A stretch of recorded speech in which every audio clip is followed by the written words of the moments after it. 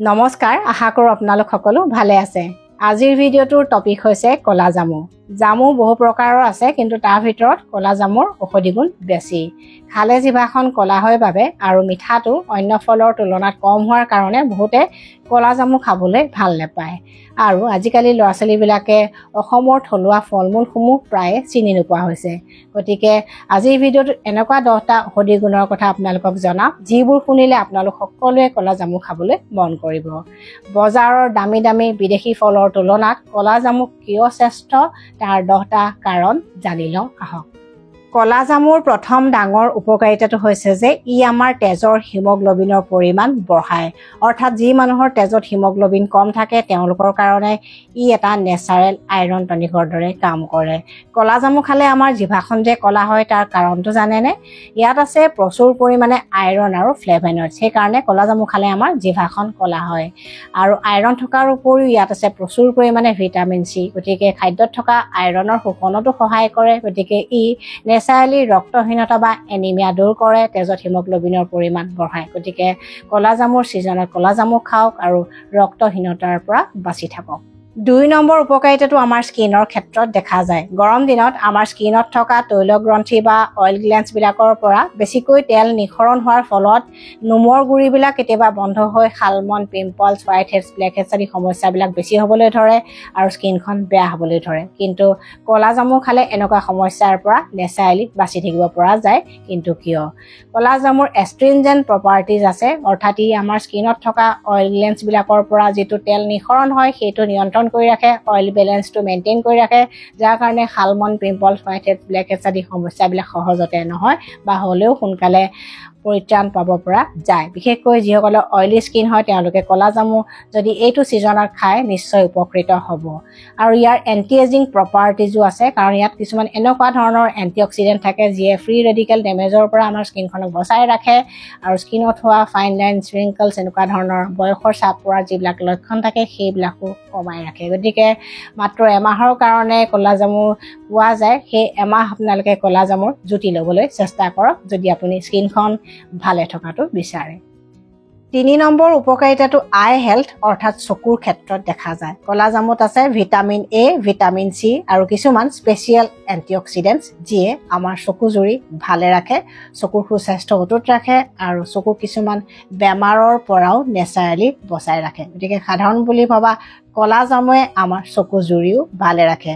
আৰু আমি বেলেগবিলাক কথা ভাবি থাকোঁতে কেতিয়াবা চকুজুৰিৰ কথা নভবা হওঁ আৰু সেইকাৰণে আমাৰ চকুৰ সমস্যাও আজিকালি বাঢ়িছে। গতিকে এনেকুৱা ধৰণৰ খাদ্য খাওক যিয়ে আমাৰ চকুজুৰিক প্ৰটেকশ্যন দিয়ে। 4 নম্বৰ উপকাৰিতাটো আমাৰ হাৰ্টৰ ক্ষেত্ৰত দেখা যায়। কলা জামু আমাৰ হাৰ্টৰ কাৰণে ভাল, কিন্তু কিয়? আপোনালোকে হয়তো সকলোৱে জানে যে পটাছিয়ামযুক্ত খাদ্য আমাৰ হাৰ্টৰ কাৰণে ভাল, কাৰণ পটাছিয়ামে আমাৰ ৰক্তচাপ বা ব্লাড প্ৰেছাৰটো নৰ্মেল কৰি ৰাখে বা কণ্ট্ৰল কৰি ৰাখে। গতিকে ৰক্তচাপ যদি নৰ্মেল হৈ থাকে বা স্বাভাৱিক হৈ থাকে তেতিয়া হাৰ্ট এটেক, ষ্ট্ৰোক আদি হোৱাৰ সম্ভাৱনাও কমি থাকে আৰু আমাৰ হাৰ্টটো ভালে থাকে। আৰু কলা জামুতো প্ৰচুৰ পৰিমাণে পটাছিয়াম আছে আৰু এনেকুৱা ধৰণৰ পটাছিয়ামযুক্ত খাদ্য আমাৰ হাৰ্টৰ কাৰণে খুব ভাল। 5 নম্বৰ বিশেষ উপকাৰিতাটো হৈছে অৰেল হেল্থ মেইনটেইন কৰাটো, অৰ্থাৎ মুখ গহ্বৰৰ সুস্বাস্থ্য অটুট ৰখাটো। কলা জামুৰ আছে এণ্টিবেক্টেৰিয়েল প্ৰপাৰ্টিজ অৰ্থাৎ বেক্টেৰিয়া প্ৰতিৰোধী গুণ আৰু ইয়াত আছে ভিটামিন চি। গতিকে দাঁত আৰু দাঁতৰ আলুকি প্ৰটেকশ্যন দিয়ে, বিভিন্ন ধৰণৰ ইনফেকশ্যনৰ পৰা বচাই ৰাখে। বিশেষকৈ যিসকলৰ জিঞ্জিভাইটিছৰ সমস্যা আছে বা গাম ব্লিডিঙৰ সমস্যা আছে তেওঁলোকৰ কাৰণে কলা জামু খুব ভাল। অকল কলা জামু বুলিয়ে নহয়, কলা জামুৰ ছাল, কলা জামুৰ ঠাৰি বা কলা জামুৰ পাতো দাঁত আৰু দাঁতৰ আলুৰ কাৰণে খুব ভাল বুলি বিভিন্ন গৱেষণাৰ তথ্যই কয়। গতিকে আপোনালোকে জামু গছৰ দাঁতোন মাজে মাজে ব্যৱহাৰ কৰিব পাৰে টুথব্ৰাছৰ নিচিনাকৈ, বা জামু গছৰ পাত শুকুৱাই গুড়ি কৰি বটলত ভৰাই ৰাখিব, তাৰে আধা চামুচ বা 1 চামুচ লৈ অকণমান মিঠাতেল আৰু নিমখ মিহলাই দাঁতৰ আলুত লাহে লাহে মাছাজ কৰি দিব। মাজে মাজে এনেকুৱা ধৰণৰ ঘৰুৱা দিহাবিলাক ব্যৱহাৰ কৰিলে মুখ গহ্বৰৰ বেমাৰবিলাকো কমি থাকে। আৰু অকল এইবিলাককে কিন্তু ট্ৰিটমেণ্ট হিচাপে নল'ব, যদি কিবা সমস্যা পাইছে তেতিয়া আয়ুৰ্বেদিক চিকিৎসক বা ডেণ্টিষ্টৰ পৰামৰ্শ ল'ব।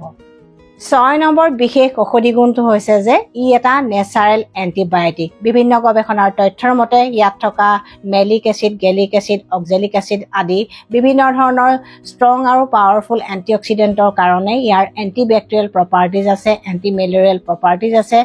আৰু ছিজন চেঞ্জ হ'লে বা বতৰ সলনি হ'লে ইনফেকশ্যনৰ কাৰণে আমাৰ যিবিলাক ছিজনেল বেমাৰ হয় সেইবিলাকৰ পৰা আমাক নেচাৰেলি প্ৰটেকশ্যন দিয়ে, ইমিউনিটি বুষ্টাৰ হিচাপে কাম কৰে। গতিকে বতৰৰ ফল কলা জামুক খাওক আৰু ছিজনেল বেমাৰৰ পৰা নেচাৰেলি বাচি থাকক।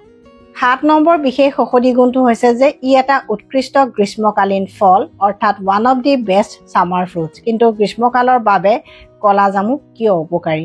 গ্ৰীষ্মকালত আমি যিবোৰ খাদ্য খাওঁ সেইবোৰ স্বভাৱত শীতল হ'ব লাগে আৰু সেই খাদ্যবিলাকত থকা পানীৰ পৰিমাণ বেছি হ'ব লাগে আৰু খাদ্যত প্ৰচুৰ পৰিমাণে ভিটামিন আৰু খনিজ পদাৰ্থ থাকিব লাগে। আৰু কলা জামুত গোটেইকেইটা কোৱালিটি আছে বুলি ক'ব লাগিব, কাৰণ কলা জামু হৈছে স্বভাৱত শীতল, আয়ুৰ্বেদ শাস্ত্ৰৰ মতেও কলা জামু হৈছে ঠাণ্ডা স্বভাৱৰ আৰু ইয়াত প্ৰচুৰ পৰিমাণে ভিটামিন, মিনাৰেলছ আছে আৰু পানীৰ পৰিমাণো বেছি থাকে। গতিকে গৰম দিনত কলা জামুৰ চৰ্বত যদি খোৱা যায় তেতিয়া কল্ড ড্ৰিংকছ বা অন্য কিনি অনা ফ্ৰুট জুচেও পাত্তা নাপাব। ই নেচাৰেলি ORSৰ দৰে কাম কৰিব আৰু ডিহাইড্ৰেশ্যন দূৰ কৰিব। আৰু কলা জামুৰ চৰ্বত বনাওঁতে কলা নিমখ ব্যৱহাৰ কৰিব, তেতিয়া বেছি সুফল পাব। পেটো ঠাণ্ডা কৰি ৰাখিব, গাও ঠাণ্ডা কৰি ৰাখিব।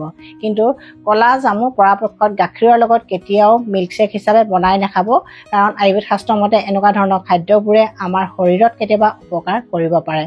অৱশ্যে দৈৰ লগত মিহলাই আইচক্ৰীম বা এনেকুৱা ধৰণৰ কিবা কিবি বনাই শিশুসকলক দিব পাৰে, কিন্তু মিল্কশ্বেক পৰাপক্ষত বনাই নাখাব। 8 নম্বৰ উপকাৰিতাটো ফেট লছ বা ৱেইট লছৰ ক্ষেত্ৰত দেখা যায়। যিসকল ব্যক্তিয়ে দেহৰ এক্সট্ৰা চৰ্বি কমাই ফিট থাকিব খোজে তেওঁলোকে সদায় হেল্ডি খাব বিচাৰে বা কম কেলৰি, বেছি ফাইবাৰ আৰু বেছি ভিটামিন বা খনিজ থকা খাদ্য খাব খোজে, আৰু তেনেকুৱা ধৰণৰ খাদ্য তালিকাত পৰে কলা জামু। গতিকে যিসকলে ৱেইট লছ কৰিব খোজে তেওঁলোকে কলা জামু নিশ্চিন্ত মনে খাব পাৰে। 9 নম্বৰ বিশেষ স্বাস্থ্য উপকাৰিতাটো আমাৰ পাচন তন্ত্ৰ বা ডাইজেষ্টিভ ছিষ্টেমৰ কিছুমান বেমাৰৰ ক্ষেত্ৰত দেখা যায়। গৰম দিনত গৰমৰ বাবে ডিচেণ্ট্ৰি, ডায়েৰিয়া, পেট চলা আদি পেটৰ ৰোগ হোৱাৰ সম্ভাৱনা থাকে আৰু কিছুমানৰ কলাইটিছ, IBSৰ সমস্যাবিলাক বেছি হোৱা দেখা যায়। তেওঁলোকৰ সকলোৰে কাৰণে উপযোগী খাদ্য বা ফল হৈছে কলা জামু। কলা জামু খালে এনেকুৱা সমস্যাবিলাকৰ পৰা নেচাৰেলি বাচি থাকিব পৰা যায়। কলা জামুৰ 10 নম্বৰ উপকাৰিতাটোৰ কথা হয়তো সকলোৱে জানে। কলা জামুৱে আমাক এটা ডাঙৰ বেমাৰৰ পৰা প্ৰাকৃতিকভাৱে বচাই ৰাখে আৰু সেই বেমাৰটোৱে হৈছে ডায়েবেটিছ।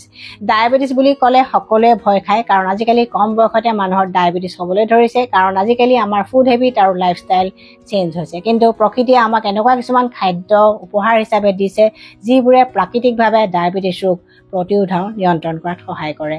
বিভিন্ন গৱেষণাৰ তথ্যৰ মতে কলা জামুত আছে জাম্বলিন, জাম্বচিন এনেকুৱা ধৰণৰ কিছুমান এক্টিভ কম্পাউণ্ডছ যিয়ে ব্লাড চুগাৰটো কণ্ট্ৰল কৰি ৰখাত সহায় কৰে, ডায়েবেটিছ ৰোগীৰ ব্লাড চুগাৰটো নিয়ন্ত্ৰণ কৰি ৰখাত সহায় কৰে আৰু সুস্থ মানুহকো ইয়াৰ পৰা প্ৰাকৃতিকভাৱে প্ৰতিৰোধ কৰাত সহায় কৰে। গতিকে কলা জামুৰ ছিজনত কলা জামু খালে আমি এই বেমাৰটোৰ পৰা নিশ্চয় বাচি থাকিব পাৰিম। অৱশ্যে তাৰ লগতে খাদ্যাভ্যাসো সলনি কৰিব লাগিব, লাইফষ্টাইলো সলনি কৰিব লাগিব, কাৰণ অকল এবিধ খাদ্যই আমাক এটা বেমাৰৰ পৰা বচাই ৰাখিব নোৱাৰে। আৰু যাৰ ডায়েবেটিছ ৰোগ আছে তেওঁলোকে কলা জামু কেনেকৈ খাব লাগে তাৰ কিছুমান নিয়ম আছে। কলা জামুৰ গুটিবিলাক কেতিয়াও পেলাই নিদিব, সেইবিলাক ধুই ধুনীয়াকৈ শুকুৱাই গুড়ি কৰি বটলত ভৰাই ৰাখিব আৰু তাৰে এচামুচ বা 2 চামুচ কলা জামুৰ গুটিৰ গুড়ি এগিলাচ কুহুমীয়া পানীৰ লগত মিহলাই ৰাতিপুৱা খালী পেটত নিয়মীয়াকৈ খাব পাৰে বা খাদ্য খোৱাৰ এঘণ্টামানৰ আগত নিয়মীয়াকৈ খাব পাৰে। আৰু এনেদৰে এমাহমান খোৱাৰ পিছত ব্লাড চুগাৰটো টেষ্ট কৰাই চাব, আৰু যদি কণ্ট্ৰলত থাকে তেতিয়া খুব ভাল। আৰু যাৰ যেনেকৈ বডিত আচলতে বস্তুটোৱে ৰিয়েকশ্যন দিয়ে সেইমতে আপোনালোকে বস্তুখিনি ব্যৱহাৰ কৰি চাব। যদি ব্লাড চুগাৰ বেছিকৈ কমিছে তেতিয়া ড'জটো কমাই দিব, আৰু যদি ব্লাড চুগাৰটো ইমান ভালকৈ কমা নাই তেতিয়া ড'জটো অলপমান বঢ়াই দিব পাৰে। অৱশ্যে আয়ুৰ্বেদিক চিকিৎসকৰ পৰামৰ্শ লৈ আপোনালোকে এইবিলাক দিহা ব্যৱহাৰ কৰি চাব বা অন্য ট্ৰিটমেণ্ট কৰি চাব, তেতিয়া ডায়েবেটিছ ৰোগ নিয়ন্ত্ৰণ হোৱাত নিশ্চয় সহায় হ'ব। কলা জামু কিমান পৰিমাণত খাব লাগে আৰু কলা জামুৰ কিবা ছাইড ইফেক্ট আছে নেকি? কলা জামুৰ কোনো অপকাৰিতা নাই, গতিকে মাত্ৰাৰ কথাও ইমান এটা ক'ব নোৱাৰি। অৱশ্যে বেছি ভাল বুলি যদি বেছি মাত্ৰাত খাই দিয়ে, অৰ্থাৎ 200 গ্ৰাম বা 250 গ্ৰামতকৈ যদি বেছিকৈ খোৱা যায় তেতিয়া হয়তো গেছ, বদহজম, পেট ফুলা বা ডায়েৰিয়া এনেকুৱা ধৰণৰ সমস্যা হ'ব পাৰে বা দেহত ছাইড ইফেক্ট আহিব পাৰে। আৰু যিসকলৰ কনষ্টিপেশ্যন বা পাইলছ থাকে তেওঁলোকেও বেছি মাত্ৰাত খাব নালাগে, কাৰণ তেওঁলোকৰ কেতিয়াবা সমস্যা বা লক্ষণবিলাক বেছি হ'ব পাৰে। কলা জামু খাওঁতে বিশেষ এটা সতৰ্কতা অৱলম্বন কৰিবলগীয়া বুলি একো নাই খালী পেটত খালে হয়তো কেতিয়াবা কিছুমানক অপকাৰ কৰিব পাৰে গতিকে খালী পেটত নাখায় অন্য সময়ত খাব আৰু গাখীৰৰ লগত মিহলাই পৰাপক্ষত নাখাবই কাৰণ মিল্ক ষ্টেক যদি বনাই খায় তেতিয়া ই বিৰুদ্ধ ভোজন বা ইনকম্পেটেবল ফুডৰ নিচিনা হয় দেহত আমাৰ বিষাক্ত ক্ৰিয়া কৰিব পাৰে বা অন্য কিছুমান বেমাৰ সৃষ্টি কৰিব পাৰে গতিকে ভাল বুলি মাত্ৰাধিকো নাখাব আৰু যি টি বস্তুৰ লগত মিহলাইও নাখাব গতিকে উপকাৰিতাৰ লগতে অপকাৰিতাখিনিও আপোনালোকক জনালোঁ আৰু আপোনালোকে যদি নতুন কিবা কথা জানে প্লিজ কমেণ্ট কৰিব যাতে আনেও আপোনালোকৰ অভিজ্ঞতাৰ পৰা কথাখিনি শিকিব পাৰে যদি ভিডিঅ'টো ভাল পাইছে তেন্তে শ্বেয়াৰ কৰিব যাতে অসমৰ ৰাইজ উপকৃত হয় আৰু নতুন ভিউৱাৰ্ছসকলে প্লিজ চেনেলটো ছাবস্ক্ৰাইব কৰিবলৈ নাপাহৰিব যাতে এনেকুৱা ভিডিঅ' আপোনালোকে আগলৈও চাব পাৰে আৰু ময়ো যাতে উৎসাহিত হওঁ ষ্টে হেল্ডি ষ্টে হেপি